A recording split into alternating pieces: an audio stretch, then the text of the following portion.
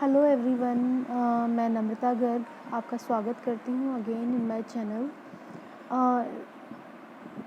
मित्रों, जैसे कि मैंने आपको पहले प्रेजेंट इंडेफिनिट टेंस और प्रेजेंट टेंस के बारे में बताया था और उसकी जो कैटेगरीज़ हैं, उसकी जो सब कैटेगरीज़ हैं उसके बारे में बताया था।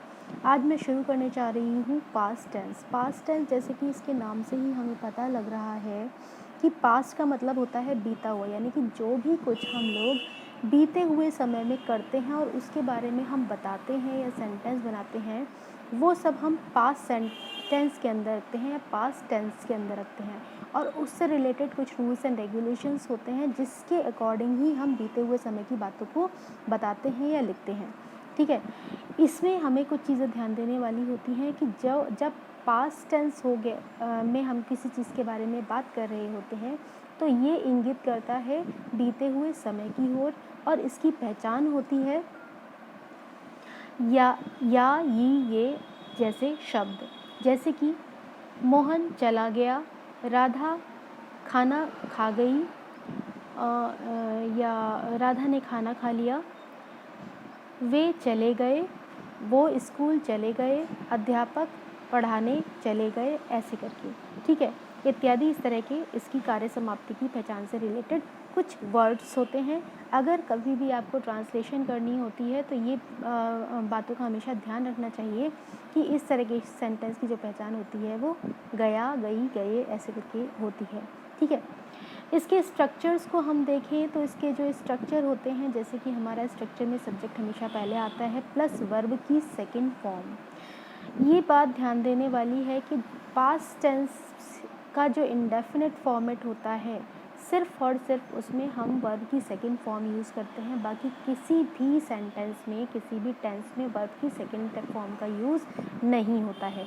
तो ये आप लोग हमेशा ध्यान में रखिएगा कि वर्ब की सेकंड फॉर्म का हमेशा पास्ट टेंस में यूज़ होता है, पास्ट इंडेफिनिट टेंस में, प्लस ऑब्जेक्ट एंड कॉम्प्लीमेंट और कॉम्प्लीमेंट। ठीक है, कुछ सेंटेंस की मदद से समझने की कोशिश करते हैं कि व्हाट इज़ पास्ट टेंस, किस तरह से हम इसको फ्रेम कर सकते हैं।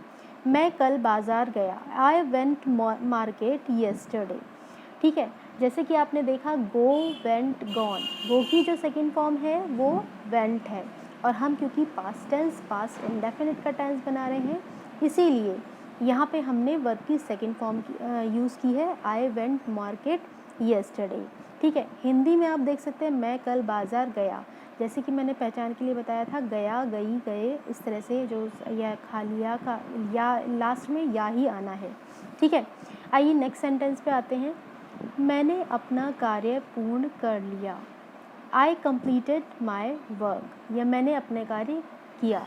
आपको इन सेंटेंस को देखकर पता चल रहा होगा कि ये काम पूर्व में हो चुका है या ये काम ख़त्म हो चुका है, यानी कि बीते हुए कल में या बीते हुए समय में ये काम कंप्लीट कर लिया गया है। उसने पत्र लिखा, शी रोट अ लेटर। आप लोग देख रहे हैं वर्ब की second form write, wrote, written, इस तरह से, या कंप्लीटेड ईडी फॉर्म जो सेकंड फॉर्म में अगर होती है तो हम वही फॉर्म में यूज़ कर रहे होते हैं। ठीक है, नेगेटिव बनाने के लिए इन सेंटेंस को अगर हमें नेगेटिव बनाना होता है तो जैसे कि आप लोग सभी जानते हैं कि मैंने आपको बताया था जब हम प्रेजेंट इंडेफिनिट को सीख रहे थे उस टाइम पे हमारा जो स्ट्रक्चर था वो subject plus do does plus not plus verb की फर्स्ट फॉर्म प्लस ऑब्जेक्ट और कॉम्प्लीमेंट। इसी तरह से अगर मान लो हम पास्ट में बना रहे हैं तो हमें ये हमेशा ध्यान रखना होता है कि subject plus did. Past sentences में हम डू या डज का प्रयोग नहीं करते हैं, बल्कि इसमें हमेशा डिड का प्रयोग किया जाता है। ये एक पहचान होती है कि अगर हम कभी भी नेगेटिव सेंटेंस बना रहे होते हैं और वो भी पास्ट टेंस में सेंटेंस बना रहे होते हैं तो हमेशा डिड का यूज़ करते हुए बनाते हैं। Subject plus did plus not plus verb की फर्स्ट फॉर्म प्लस ऑब्जेक्ट और कॉम्प्लीमेंट। ठीक है, आइए सेंटेंस की मदद से समझते हैं कि हम इसे किस तरह से बना सकते हैं। उसने पत्र नहीं लिखा, she did not write a letter.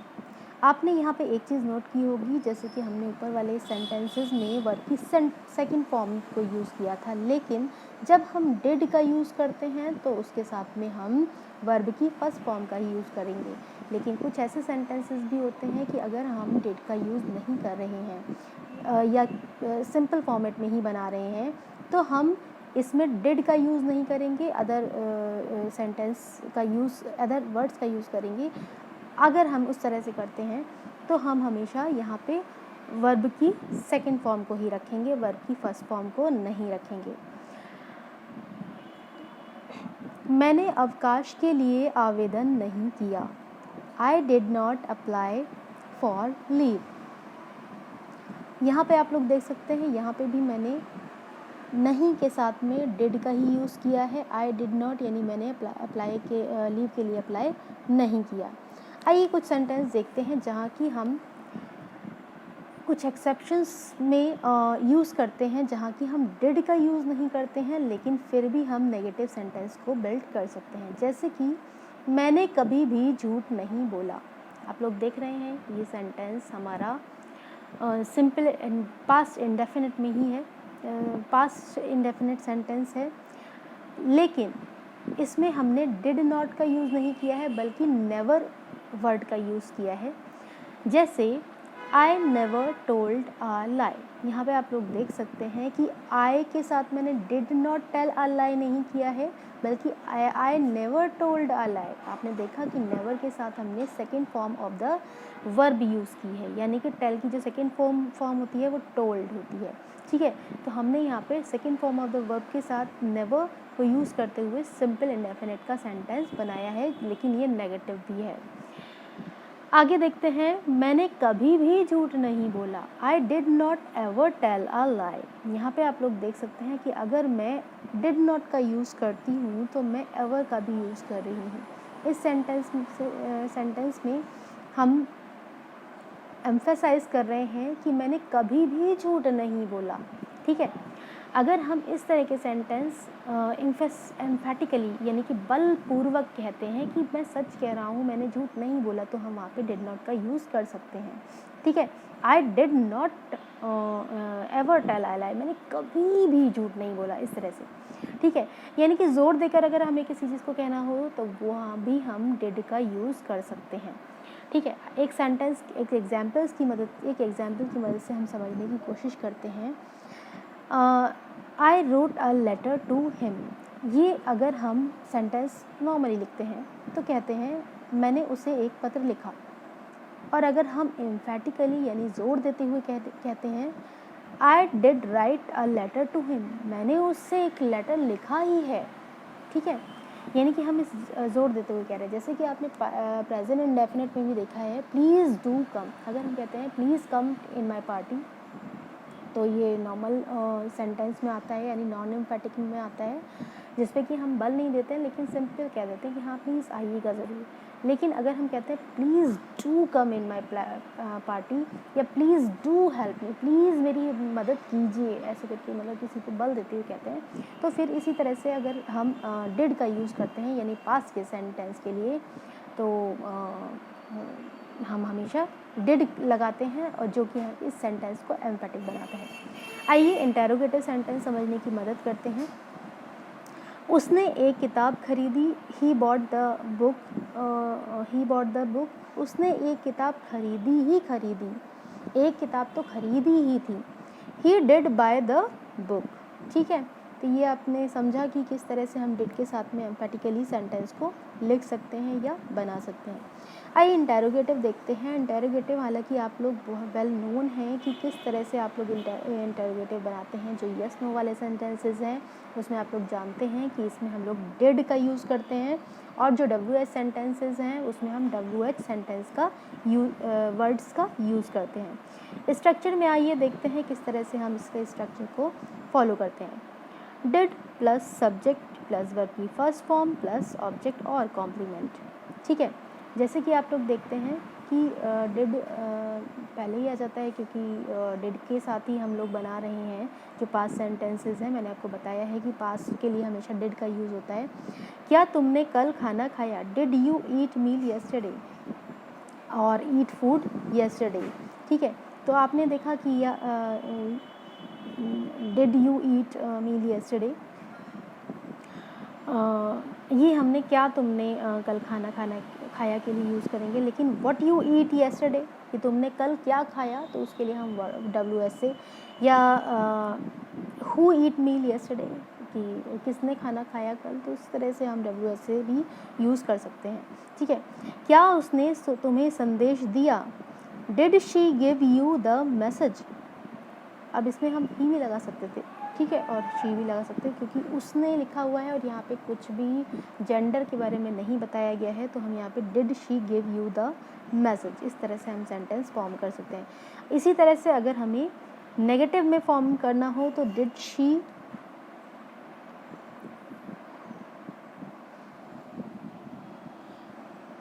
She not give you the message. इसका सिंपल फॉर्मेशन यही होगा कि did she not give you the message, क्या उसने तुम्हें मैसेज नहीं दिया। ठीक है, तो इस तरह से हम क्वेश्चन को फ्रेम कर सकते हैं कि या इस तरह से मतलब नॉट के लिए हम हमेशा आपको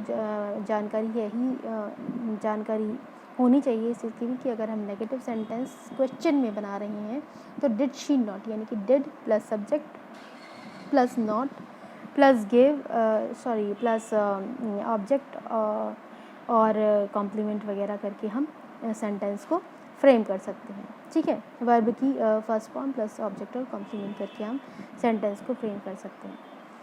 Hope students you enjoy the video, or I think you can understand the topic past tense.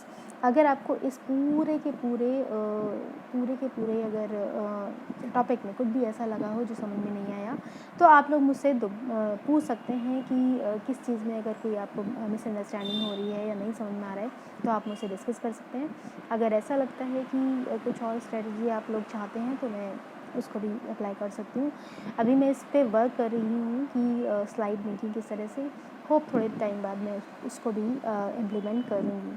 ठीक है, अगर आपको किसी भी तरह की प्रॉब्लम या कन्फ्यूजन हो रहा है तो please discuss in comment box, और ज़्यादा से ज़्यादा मेरी वीडियोस को लाइक शेयर कीजिए और सब्सक्राइब कीजिए, ताकि मुझे भी थोड़ा सा प्रोत्साहन मिले, या मुझे भी थोड़ा सा लगे कि हाँ मेरा काम पसंद किया जा रहा है। Okay, thank you guys.